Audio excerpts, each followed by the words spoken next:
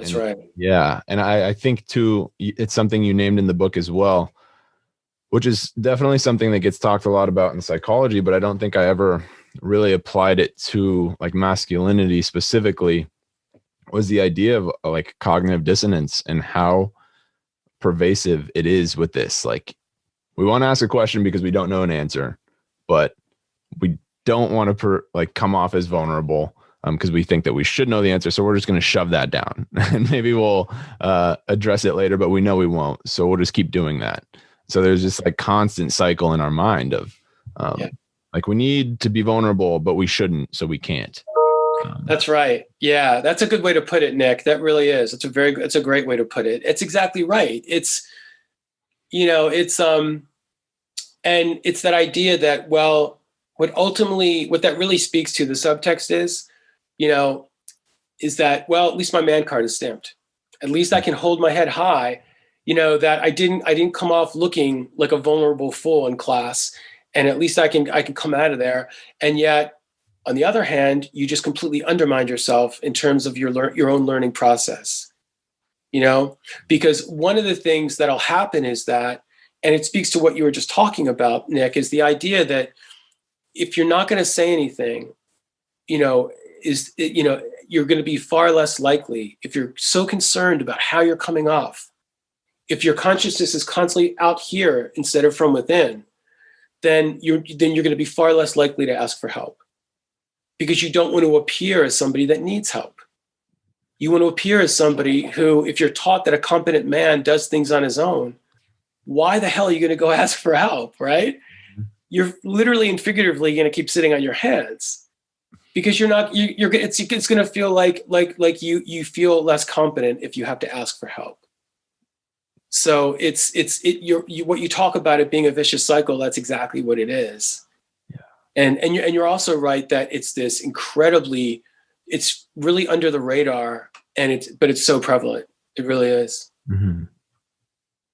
Yeah, it makes me really start to think about like the idea of how young boys are developing like a healthy ego.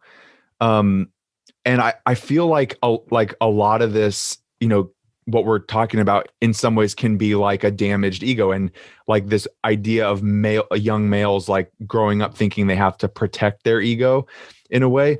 Mm-hmm. When do you see ego as like being a problem in this equation, and how maybe would you recommend that maybe a parent of a young man who's trying to like foster a young man and help develop them in a way that is going to be like more serving to society? How maybe should people introduce some of these like healthy ego habits, or like healthy forms of failure, or like where can parents go for that kind of stuff?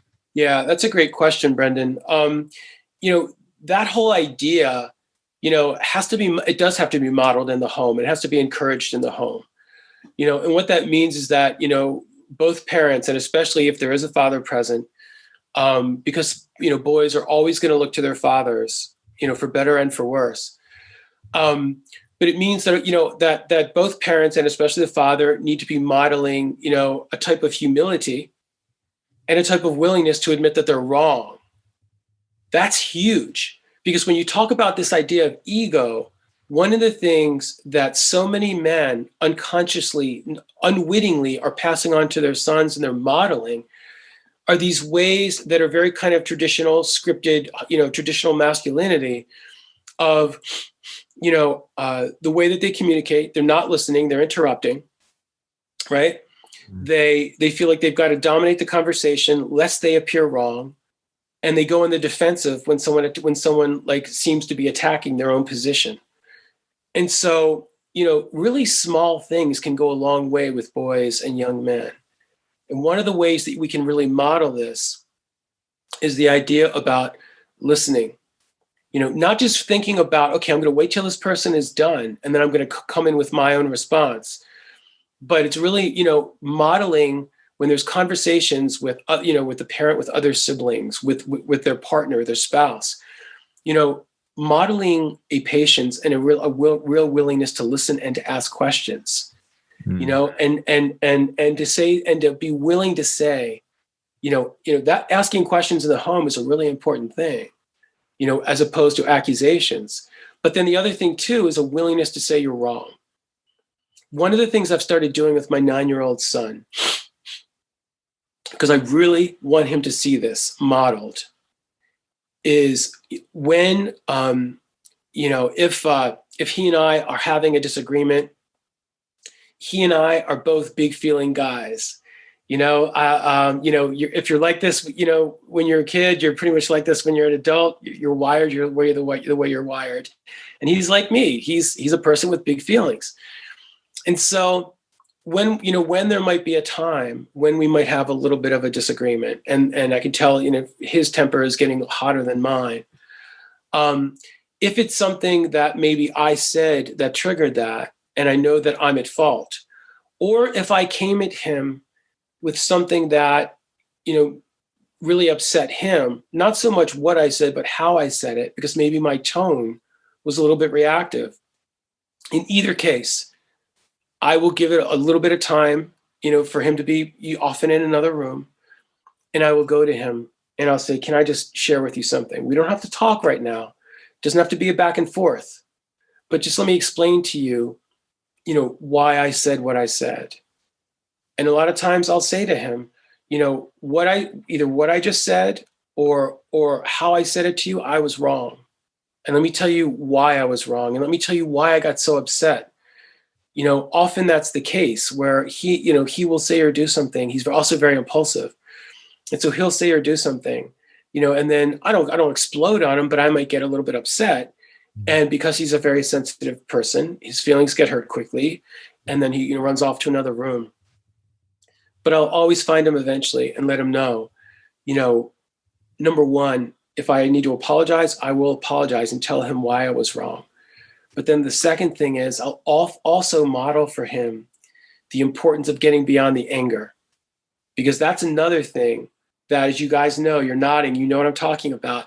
That's the big go-to emotion that is so acceptable, right? And that is so tacitly accepted in our culture in terms of boys and men can react with anger. And I'll say to him, let me tell you what was beneath my anger. I was afraid. This is what I was afraid about. It's also really important for boys and men to learn not to be afraid of fear. That is so huge. We need to teach boys and men not to be afraid of fear, to normalize it. Because my God, everybody experiences it, right? Yeah. And so these are ways that chip away at that ego you were talking about, Brendan. They chip away at that. These are ways of just simple modeling behavior that can come from a dad or a mother, if it's a single mother, but that send the message that you are fallible, you're going to make mistakes, and that's okay. Normalize that. Normalize fear. Let our children know why we reacted the way that we reacted, rather than it being a mystery and it just feeling to them like they are being shamed and they don't understand why. But these are the ways that we unravel the potential for that ego that you were talking about that doesn't serve boys and men as they get older.